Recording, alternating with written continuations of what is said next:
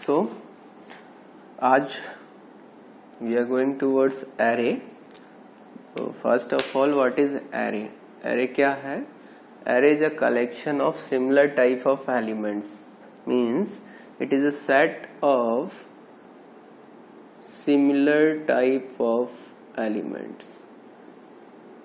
अगर इसका मतलब है कि अगर जैसे कोई एक एरे है, इंटीजर का है तो सारे इंटीजर्स होंगे, फ्लोट का सेट है तो सारे फ्लोट्स होंगे, ऐसी कैरेक्टर का सेट है तो सारे कैरेक्टर्स होंगे. ठीक है, तो एरे है similar element type of elements होने चाहिए. जैसे इसको रिप्रेजेंट करने या डिक्लेयर करने का तरीका होता है इंट A100. ये है मतलब उसका एरे का टाइप क्या है और ये एरे का नेम क्या है और ये है उसका मैक्स साइज कि इसका मैक्स साइज क्या है. ठीक है, तो ये एरे को जब भी डिक्लेयर करेंगे तो इस तरह से करेंगे. और अगर हमें कोई वैल्यूज देनी होती है तो हम डायरेक्ट वैल्यूज भी दे सकते हैं. Int A100 is equals to 1 2 5, कितना भी जितना चाहे हम उतना वैल्यू दे सकते हैं. तो ये डायरेक्ट डिक्लेयर हो गया, उसमें इनिशियलाइज हो गया, वैल्यूज दे दी हमने. ठीक है, तो जैसे ये वैल्यूज देंगे तो एक एरे बन जाएगा मेमोरी में. ठीक है, मान के चलो साइज उसका 6 है तो हमने 6 साइज का एरे लिया. ठीक है, कोई भी एरे मान के चलते हैं, एक बी एरे लिया. ठीक है, जो 6 साइज का, वहां पर कोई वैल्यूज हैं 5 2 7 8 10 1. ठीक है, अब ये इंटीजर टाइप है तो सारे इंटीजर्स होंगे इसमें. ठीक है, अब इसका इंडेक्स हमेशा 0 से स्टार्ट होता है, याद रखना. तो जो अगर इसका साइज एरे का है n, अगर n साइज है तो जो उसका इंडेक्स होगा वो जाएगा 0 से लेके n-1 तक.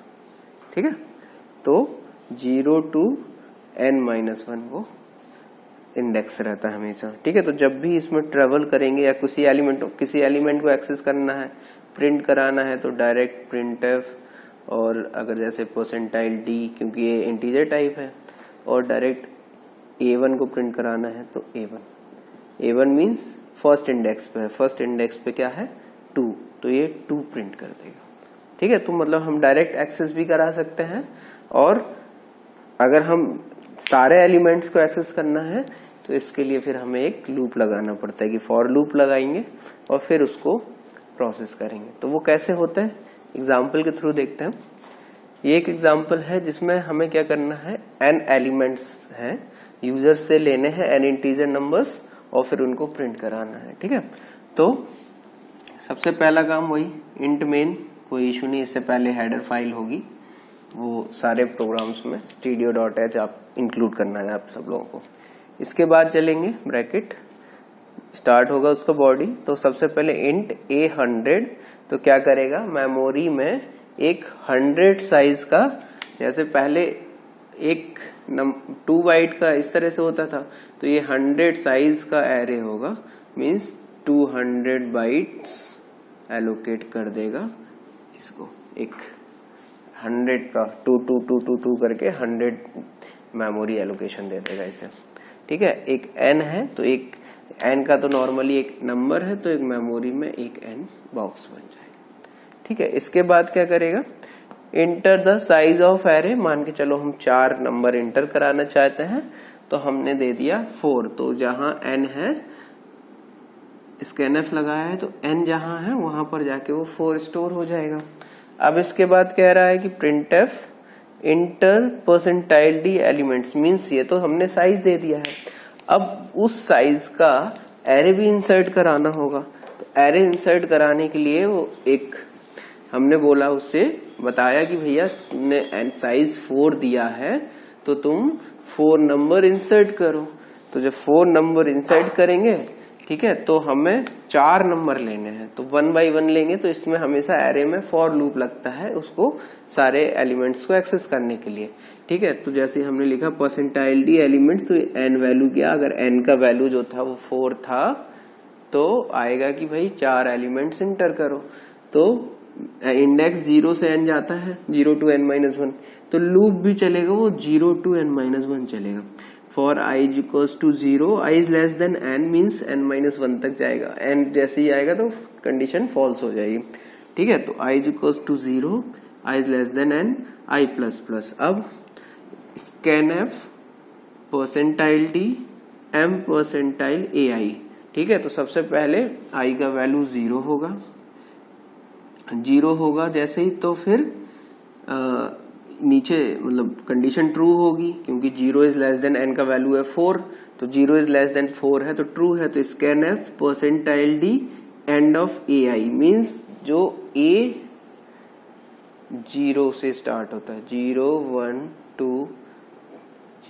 2 3, क्योंकि साइज 4 ही है तो 0 to 3 जाएगा, 0 index, 1 index, second index, third index. तो जो पहला एलिमेंट है मान के चलो उसने 7 दिया, तो 7 जाके A0 में स्टोर हो गया। ठीक है, फिर से जैसे ही एक 4 के बाद या तो ब्रैकेट लगा लो, समझने के लिए चलो अभी ब्रैकेट लगा देते हैं, क्योंकि एक ही लाइन है इसलिए ब्रैकेट लगाने की जरूरत नहीं होता।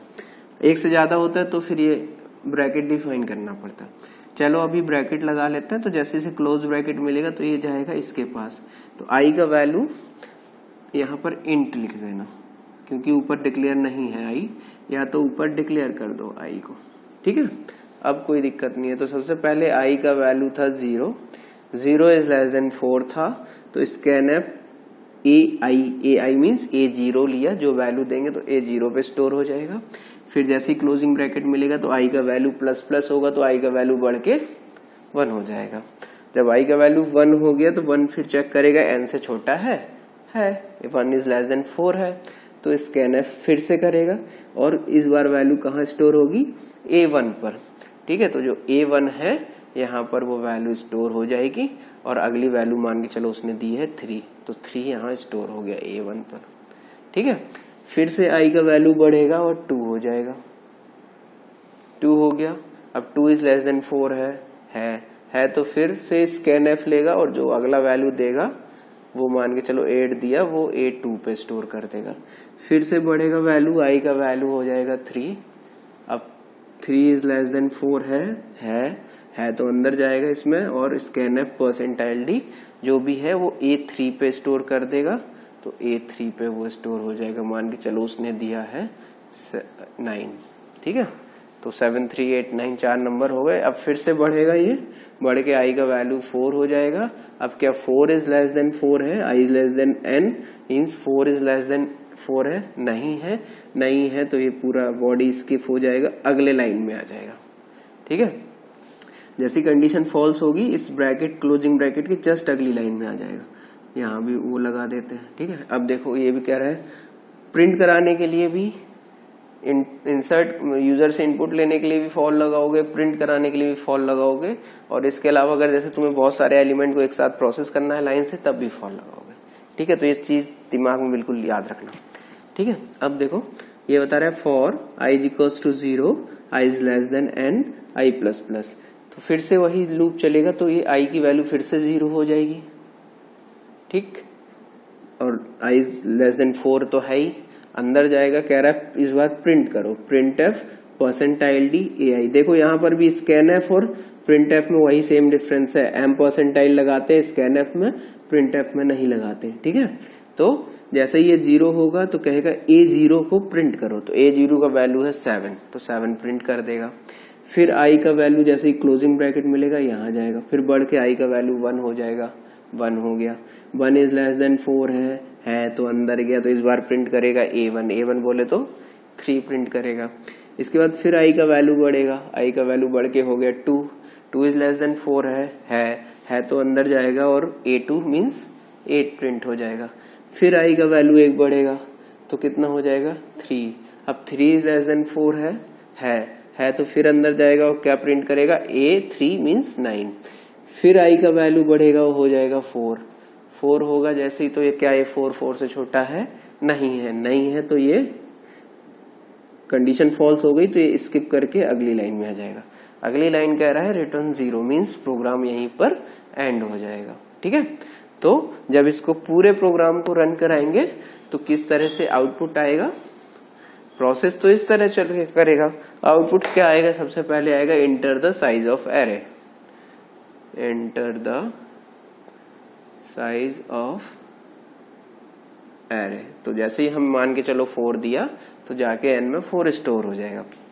फिर बोल रहा है इंटर परसेंटाइल डी एलिमेंट्स, और एन का वैल्यू यहां आ जाएगा, तो इंटर 4 एलिमेंट्स प्रिंट वो करेगा, इंटर 4 एलिमेंट्स।